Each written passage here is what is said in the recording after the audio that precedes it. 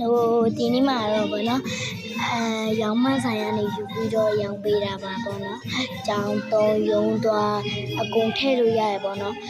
ဘာမှမဟုတ်ပဲနဲ့လေကိုအိမ်မှာလေးပဲလွယ်ပြီးတော့ပန်ကပူတယ်ပန်ကလည်းမတက်ထားဘူးဆိုရင်တော့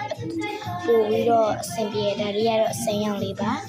သူကအားသွင်းရမယ်နော်လေပင်ကျိုးလေးမှာအားသွင်းကျိုးလေးပဲပါပါတယ်နော်စိမ်းရောင်လေးပါဒီလိုမျိုးလေးပေါ့နော်ကျောင်းမှာဆိုရင်ဒီမျိုးလေးထိုင်ပြီးသုံးလို့ရတယ်ဒါအသွင်ကျိုးလေးနဲ့ကျိုးလေးပေါ့နော်သူကလွယ်ပြီးတော့ပူရဲပါဆိုရင်တော့ဖွင့်ပြီးတော့သုံးလို့ရတယ်ပေါ့နော်အယောင်တန်ပါရဲ့ဈေးလေးကတော့နောက်ဆုံးမှပြောပြထားပါရှင်ဒါလေးကတော့အညိုရောင်လေးပေါ့နော်ဒါပေါ့နော်အဲ့ဒါပါလေးလည်းတူတူပါပဲပေါ့နော်ကပ်ပါပါတယ်မှာဟိုကဘလူးလို့ရတယ်ပါဆိုတာကိုအကုန်ပြောလို့ကက်ကိုကြည့်ပြီးလုပ်လို့ရပါရှင်ဆိုင်လေးကိုလည်းယူ